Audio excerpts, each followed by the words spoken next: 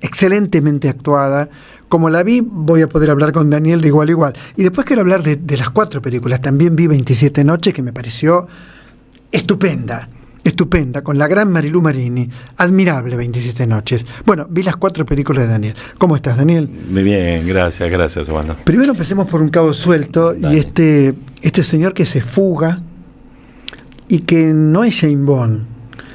Estoy hablando del personaje. Es un pobre tipo que vio algo que no tenía que ver. Digo un pobre tipo porque así aparece como personaje, ¿no es cierto? Contanos.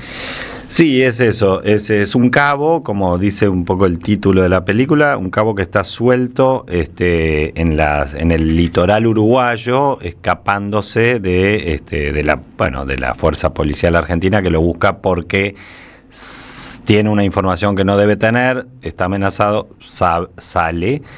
Y cae del lado uruguayo un poco por accidente, y esto que es una fuga se transforma un poco en una oportunidad, bueno, sí, de encontrar un nuevo rumbo, una nueva vida, un nuevo amor incluso, pero también una oportunidad de encontrar la mejor versión de sí mismo, porque en principio el protagonista de este cabo es un tipo que tiene todo para darnos desconfianza, no solo por el uniforme, que nos puede dar un prejuicio, un temor, y cómo usa el uniforme también para sobrevivir, pero para mandarse alguna transfugueada menor, pero encuentra en los personajes que se va cruzando como una especie de compromiso, porque lo invitan a eso, a ser un poquito mejor persona, y entonces la película creo que nos enfrenta a eso, ¿no? A eso, a la oportunidad de ser mejores personas. Muy buen actor, digamos. Sí, Sergio Prina, el protagonista, un crack. Y Gamboa. Y Pilar Gamboa. Pilar Gamboa, muy, muy conocida, ¿no? Los dos. A él no lo conocía mucho, pero a ella la conozco mucho. Es como un antihéroe que va cubriéndose como puede, por una parte. Y por otra parte hay algo que vos lograste, no solamente en esta película, en otras también, para mí, que son los personajes secundarios. El melenudo que vende queso es maravilloso. Ahora, vos me preguntás a mí, ¿por qué es maravilloso? No sé, la verdad que no sé. Pocas palabras, hace queso, ¿no? Sí, hay algo muy genuino en él. Te estás refiriendo a Mandrake Wolf, que en realidad no es actor, es un músico uruguayo. Sí, toca la guitarra en la película. Claro, bueno, que ahí hicimos el esfuerzo de que la toque mal, porque el personaje no debía tocar la guitarra tan bien como él, pero Mandrake Wolf es un personaje conocido en el ambiente musical uruguayo, es el compositor, por ejemplo, de Amor Profundo, una canción que cantó Jaime Ross, y es como se podría decir un heredero de Eduardo Mateo o el príncipe Gustavo Pena, y para ese personaje me costaba encontrar un actor, no lo veía y de repente se me apareció él, y es verdad que no hay muchos actores que tengan esa voz, ese pelo, y los actores no profesionales ofrecen dificultades porque, bueno, obviamente les cuesta quizás aprenderse la letra, seguir consignas, parar, no mirar a cámara, cuestiones de composición del personaje, pero es como que vos tenés la oportunidad también de captar algo genuino a veces, cuando hay suerte, que es esa inocencia frente a la cámara, y creo que sí, que lo logra, y que hace contraste, además en la película ofrece un contraste interesante. Claro, y no quiero contar, siempre a veces cuento de más, ¿no? Pero no, podés contar. La gente se olvida, tenemos tanta información dando vueltas. Pero digo, él termina siendo un buen tipo con el otro. Sí, creo. Sí, yo creo que sí, sobre todo ve algo, hay algo que ve en él que me parece que apuesta una ficha. ¿Y qué ve Pilar? Digo Pilar. Yo no sí, el nombre, Rocío se llama el personaje que interpreta a Pilar Gamboa, Rocío. Claro, ¿qué ve Rocío? Sí. ¿Qué ve Rocío? Porque a Rocío en realidad la perjudica. La perjudica, yo digo, la echan del laburo en 10 minutos. No tanto. No, a ver, eso era interesante, era un desafío. El personaje que interpreta a Pilar Gamboa es una cajera del free shop por donde pasa el protagonista, este policía escapando ahí por la frontera, y usa el free shop como punto de un parate en su travesía, y además lo usa para urdir un plan de escape. Pero ahí se encuentra, más allá de que tiene que usarla ella para llevar a cabo este plan, bueno, le pasa algo, hay algo, hay una conexión. Es sobre ese misterio de la conexión que también la película se detiene ahí, ¿no? ¿Cómo, por qué un personaje como el de Pilar sentiría algún tipo de conexión con el que interpreta el negro Prina? Y de todas maneras, cuando hablábamos con Pilar de esto, porque fue la primera que se me ocurrió mientras escribía el guión, la primera que vi, le hablé, se interesó, ya éramos amigos, y entonces en un momento se me ocurrió que Sergio Prina, el negro Prina, se autodenomina, digo, porque, viste, yo le digo todo el tiempo el negro, pero me han corregido alguna vez, digo, él se autollama así.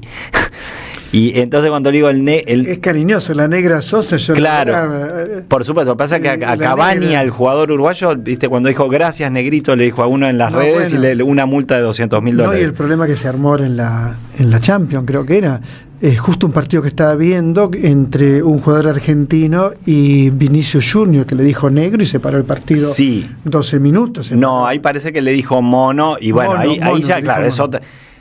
Obviamente no es lo mismo, digamos, en ese caso sí fue un insulto racista. En el caso de Cavani, que dijo gracias negrito a un amigo, bueno, o sea, en fin, es el exceso de corrección.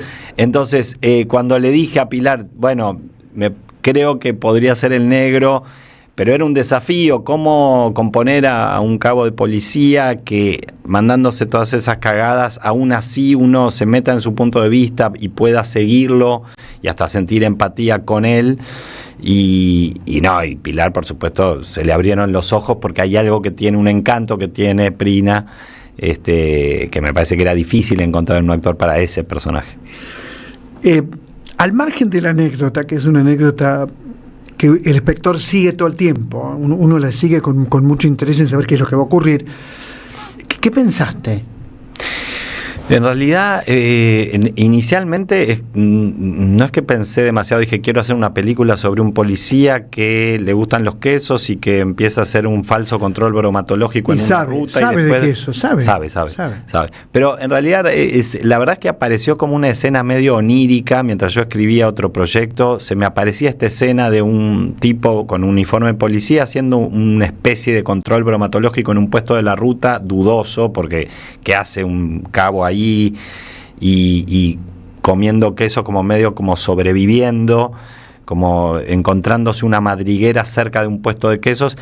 Era una escena que se me hacía inquietante, no sabía bien por qué y sabía que escondía muchas capas posibles detrás, y de eso se trató un poco el proceso de escritura, de ir descubriendo qué había detrás. Después empecé a entender por qué me pasaba algo con esa escena y con esta historia. Por un lado tiene que ver con que soy uruguayo y vivo acá y he cruzado la frontera miles de veces, y siempre hay algo que me pasa ahí en cualquier cruce de frontera. Es un límite arbitrario, hasta absurdo, esto de que limita un territorio, cultura en una línea, y aún así siempre que paso por ahí algo me pasa, algo del orden existencial viste, no sé, una emoción, una angustia, un pensar con esa frontera. Entonces, bueno, por un lado eso, el cruce de frontera y lo que significa para mí. Por otro lado, en esta dificultad que hoy tenemos para con el tema de la empatía, ¿no? Se habla mucho de la empatía, de la falta de empatía que hoy nos gobierna y nos rodea, incluso del fomento de esa falta de empatía. Entonces, es como, la película creo que también trata un poco de eso, ¿no? De esa empatía imprevista que necesitamos tener, porque aunque nos la neguemos, aunque nos digan que no, necesitamos darle un canal a una empatía natural, y creo que es eso, un tipo que aún mandándose todas las cagadas va encontrando esas ventanas de empatía, y en el cruce de fronteras, bueno, está la posibilidad de quitarse el disfraz anterior, encontrar una nueva ropa y empezar de nuevo. Ya sos un cineasta consumado. Ponele. Digo, este ha sido tu camino más que el de actor, me parece, en este momento. Puede ser. Siempre convivieron las dos cosas, desde que empecé, incluso desde que era niño y hacíamos las muestras de teatro en la escuela, me gustaba escribir, dirigir, actuar. Y después cuando empecé a estudiar teatro, dirigía un grupo de teatro y escribía cortos y dirigía. Después empecé a trabajar más como actor, empecé a vivir de eso y se conoció más mi trabajo de actor, pero siempre convivieron y supongo que seguirán conviviendo. Sí. Pensaba en 27 noches, que me pareció una gran película. Gracias. Y Marilu Marini, Ah, que es una bestia, una yo la barbaridad. conozco mucho de toda la vida, sí. es una bestia. Una bestia, sí. Directamente. Sí, una bestia. Y la historia que la conocí, no solo conocí a la autora, porque la entrevisté, sino que conocí a la verdadera. A Natalia Cohen. A Natalia Cohen, sí. ¿no? Y me contó, estuvo en la televisión pública conmigo, en el Refugio hace mucho tiempo, y conocía bien la historia. Ahora, ¿cómo le encontraste esa potencia a la historia? Me impresionó. Sí, es cierto. Una película admirable por donde se la mire, ¿no? Muy, muy impactante la película. Y muy impactante el personaje de ella, ¿no? Que se va con, bueno, no sé, con los hippies, con los gays, con los, digamos, con lo que la sociedad bien pensante considera que es la resaca, ¿no? Sí, tal cual. Bueno, eso es esa parte rockera de ese personaje, que ella en persona, la Natalia real, quizás no, en apariencia no parecía rockera, pero había algo roto, algo que no encajaba claramente y que creo que Marilu lo sabe interpretar perfectamente porque es en el fondo una vieja y una joven rockera. Y me parece que eso es lo que supongo que más me tentó. Y sí, la historia ya de por sí era potente y bueno, y claro, cuando pones ahí a jugar a esos actores, esas posibilidades que tuve también de encontrar locaciones y un equipo genial y también co-guionistas, Mauregui y Liendo, bueno, se armó algo lindo, sí. La autora de la novela, ¿te acordás? Sí, Natalia Cito. Natalia Cito. Sí. Natalia Cito. La novela también es muy está muy buena la novela, sí, es una novela de investigación que por ahí no se parece mucho a la película porque no es narrativa, pero es un material interesantísimo y es una mirada aguda la de Natalia Cito y la verdad es que cuando nos pusimos a leer, sí, de la película podía tomar 1000 caminos, pues la verdad es que es un material muy, muy rico y bueno, nos metimos más en el lado de los vínculos, ¿no? Mucho más, creo, en los vínculos del personaje interpretado por Marilu Marini y sus hijas y sus amigos, el arte, la clínica, el vínculo de ella con esos mundos más que el padecimiento de ella en esta internación injusta que sufrió. Totalmente. ¿Y cómo fue trabajar con Marilu? La verdad que fue muy fácil porque, bueno, yo la admiraba y me encontré con ella y uno siempre va muy alerta porque trabajar, digamos, con una protagonista, con un monstruo así, pero también sabiendo que vas a encarar un trabajo profundo con alguien que no conoces, siempre conlleva un riesgo, pero ella se sacó el abrigo y a los 5 minutos, después de reírnos y charlar de cualquier pavada, ya estábamos trabajando. Es muy inquieta, es una persona muy inquieta, ella misma dice que le gusta aprender y jugar.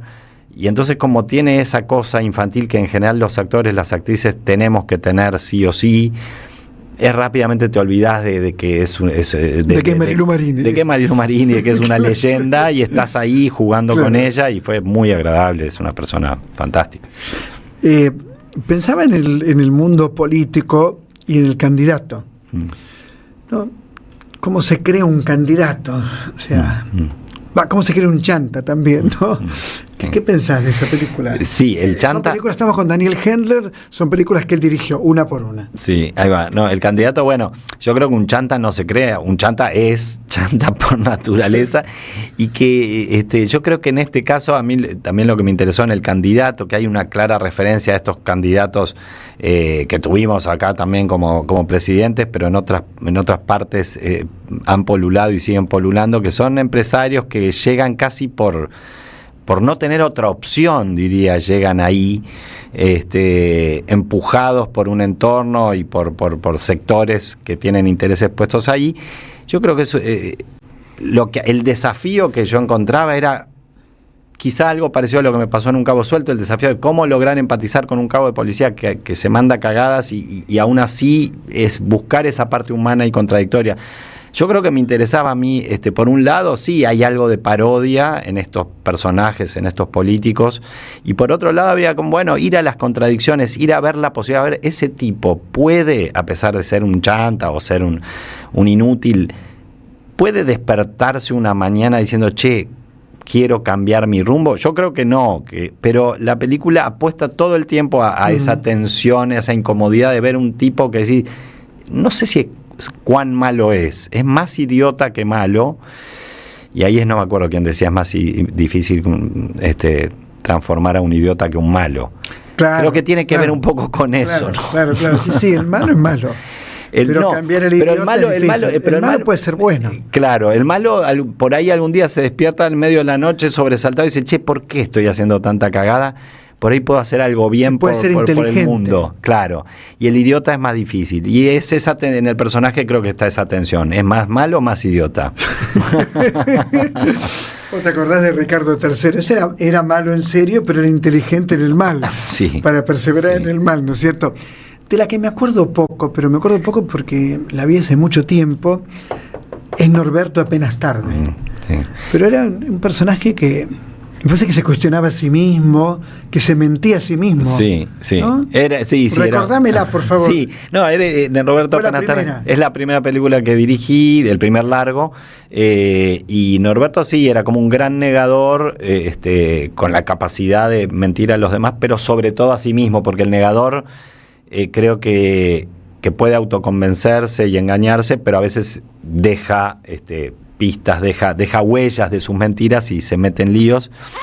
Y entonces como yo me armé un cuentito, pues hice terapia desde muy chico, yo de niño fabulaba, mi madre se preocupaba, finalmente eso parecía que podía tener que ver con la posibilidad de dedicarme a estas cosas, a inventar historias, a interpretar personajes.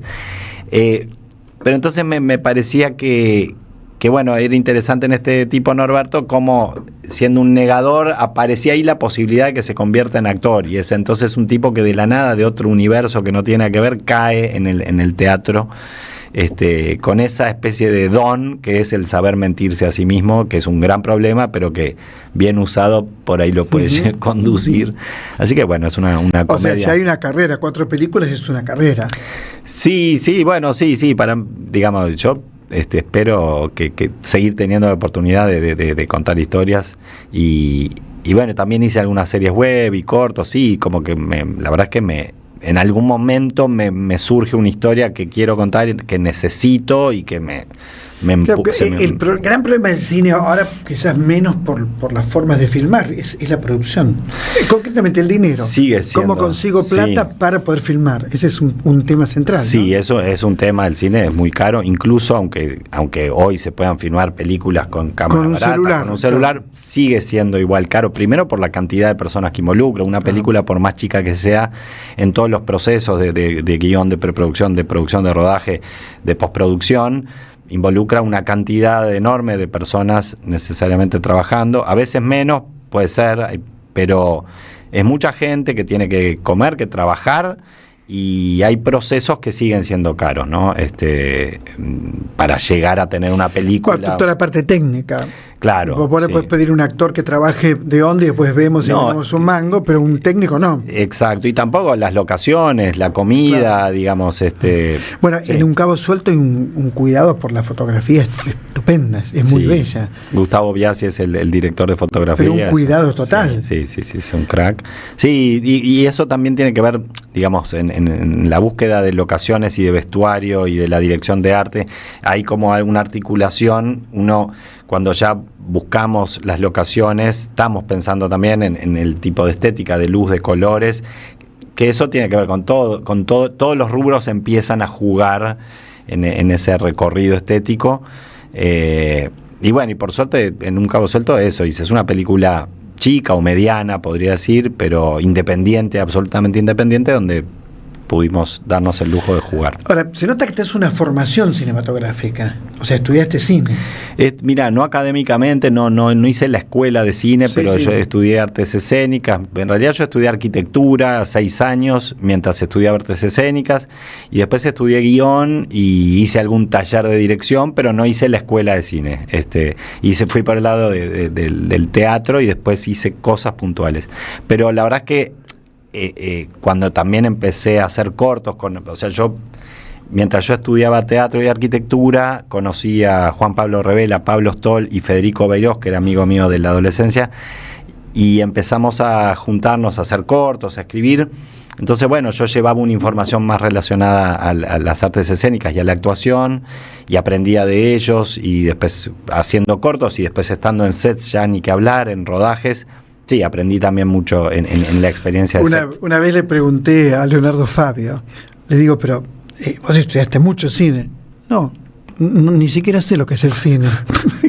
Lo disimula bastante bien. Y bueno, hay después está sí, claro, Orson Welles en El Ciudadano Kane, que está considerada la mejor película de la historia. Sí. O sea, lo que dicen, quizá un poco exageradamente, es que, bueno, él venía al teatro, nunca había hecho cine, no sabía poner una cámara, claro, pero obviamente era un tipo brillante. Y el director de fotografía, que era el mejor en ese momento, dijo, yo acepté porque como no sabía absolutamente nada, no me iba a romper las bolas.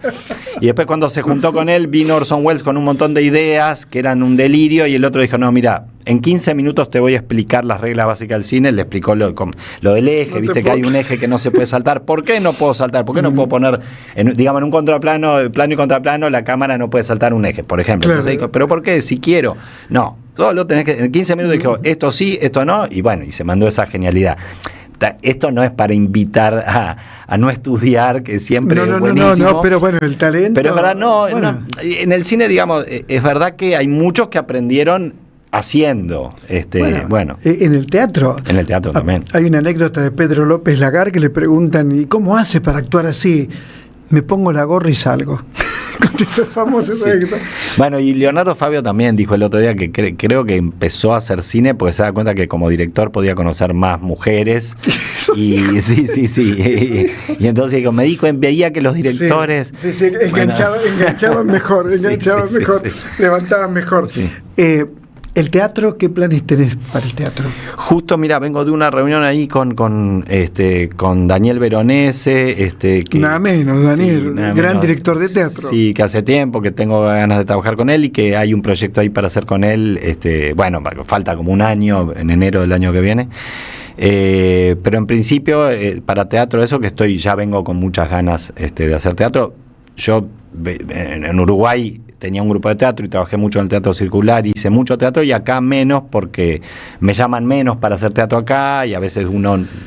¿Qué historia, ¿no? El Teatro Circular, qué historia el de Atahualpa del Siopo, qué historia. La verdad es que el Teatro Independiente uruguayo qué rica historia, por favor. Sí, y una historia de militancia y resistencia. Sí. Y bueno, y todavía sigue, pero bueno, el mundo ha cambiado, ¿no? Sí. El mundo ha cambiado, pero la verdad es que siempre Montevideo, para lo chica que es, siempre tiene propuestas interesantes. Bueno, Buenos Aires ni que hablar, Buenos Aires es impresionante. Uh-huh. Bueno, 2026 entonces viene bien. Sí, este año voy a actuar en 2 películas, una de Federico Beirós, otra de Victoria Galardi, está todo ahí por confirmarse, fechas, cuestiones, y después tengo ese proyecto de teatro que también me ilusiona, así que... Pasemos el chivo completo de Un Cabo Suelto. Sí, Un Cabo Suelto es... Porque me dijiste, está en el Gomón. Está en el Gomón y en el Malva, por suerte sigue, ahora está en el Gomón en un horario que es el de las 4 de la tarde, que es un horario bravo, pero a veces, no sé, si alguien tiene un rato, vale la pena, y en el Malva está los sábados a las 8 de la tarde. Que va muy bien, yo estuve, me consta que había una cola importante, la sala casi llena o llena, no dejes de ir. El periodismo tiene que servir para eso, para que vos vayas al cine y veas la película de Hendler.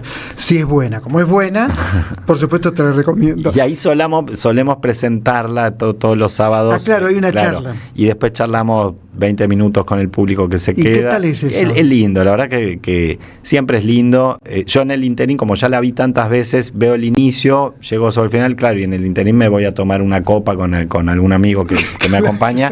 Entonces llego... alegre, a charlar un ratito alegre. Daniel Hendler, muchas gracias. No, gracias a vos. Realmente muchas gracias. No dejen de ver Un Cabo Suelto. Esto es El Refugio. En instantes vamos a hablar con Liliana López Foresi, amiga y gran periodista. Ya venimos. En este reino del revés, donde un ladrón es vigilante y otro es juez, hay una radio que nunca se apaga. Prende la radio. Prendete. AM530. 20 años.